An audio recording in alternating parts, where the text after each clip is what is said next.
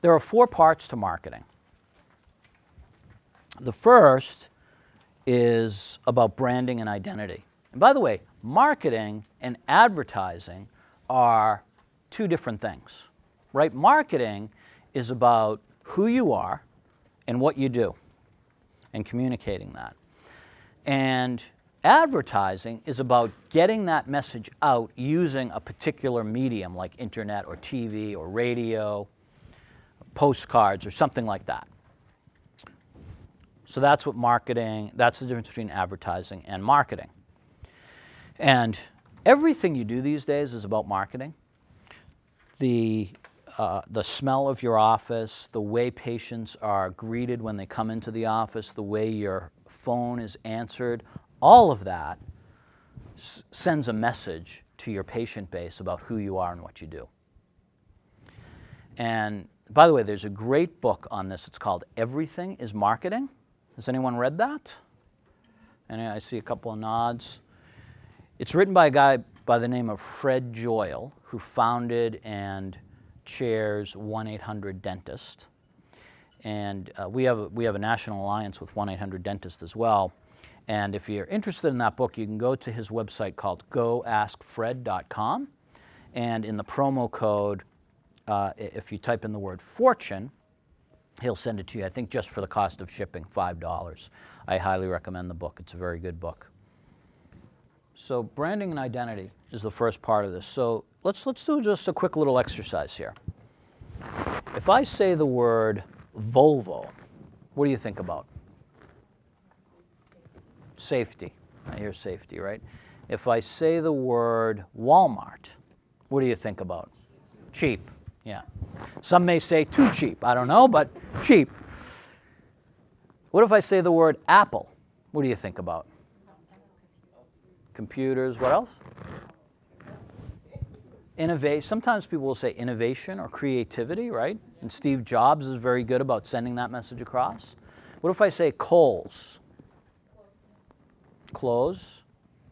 There's not as many responses to that, right? Their brand is not as strong as the others. Volvo is safety, and Apple is innovation, and Walmart is cheap prices. It's clear. What is your brand? What do people think about when they come into your office or when they leave your office? You want to be really clear about that as well and work everything around it. So that's the first part of marketing. Can't do the others until you get really clear about this. External marketing, so this is the advertising part. This is having a really good website and perhaps sending out postcards to a very targeted market when you decide who your target market is, and other PR and promotion. If I Googled dentist Stoneham, Mass, where would you come up on the list? Or if I Google dentist Weymouth, Mass, if you're in, so your town, fill in your town. Dentist, your town, MA. Have you done that? How many people have actually done that? Maybe about 1/10 of the room. So do that. I challenge you to do that and see how you're doing and where you come up. And if you're not coming up, try to do some things to increase your search results. That's where people, that's one of the places people look. People also call, by the way, 1-800-DENTIST if you haven't seen the amount of advertising and promotion that they're doing in this area and in other areas. They're doing quite a lot, and they are, as a result, getting people to call them. And they just reopened the Boston market after being closed for almost 3 years. So if you called them 6 months ago and said, I'd like to sign up with 1-800-DENTIST, they would have said, sorry, we're full. We're not getting enough referrals to accommodate new customers at this point, meaning new dentists at this point. They just reopened. So if you're interested, I can connect you with the right people there. It's a good source of, another good source of new patients.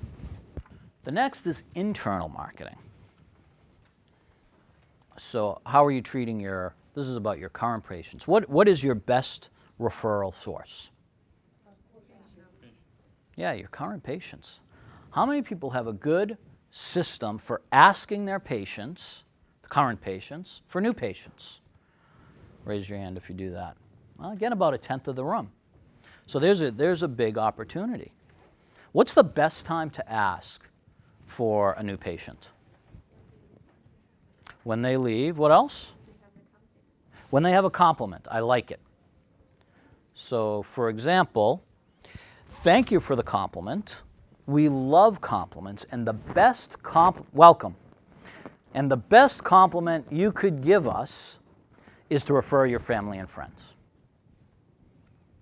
So that's the best time to ask for new patients. And by the way, thank the patients that do refer new patients. It's a great way to acknowledge and elicit more of those. For example, you could send flowers to the office, right? And to thank an existing patient for referring a new patient. Because what happens when someone gets flowers in the office? What happens? Everyone kind of gathers around, right? Where did you get those? I got them from my dentist. Really? Wow, I didn't know you were dating your dentist. So you can really get a lot of goodwill that way as well. The last part is case presentation and enrollment. This is another area a few people asked me about, so I want to talk a little bit about this. This is really a critical part of getting patients to sign up for the dental work that they need, right? So there's a 5-step process for this that you really need to get good at to enroll patients. Number 1 is building rapport. You really can't do the other parts of this until you have a good rapport with your patients. Patients are going to buy with you because they trust you, or because they like you, or because they respect you. And you need to know which ones require which one of those. You need to build a good rapport with patients. The next thing you need to do is identify the need. So what's most important to them about their dental work? And after your new patient exam, you'll know what type of treatment they need. Then the next thing is to tell them how you're going to fill their need. Step 3, how are you going to fill their need? So that may be talking also a little bit about the consequences of not doing the work and making sure they're clear about that.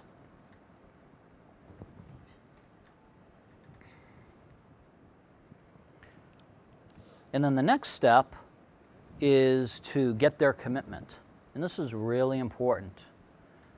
It's really important to get their commitment, because sometimes what I see a lot is dentists will present the treatment, assume it's a given that the patient is on board with that, without really taking that step of acknowledging and gaining their commitment. So that's really important. And then the last is to really compliment them on the decision they made and future pace them. You're going to be thrilled with that new crown. You're going to be thrilled with how your smile looks. You're going to be really happy. You made a good decision today.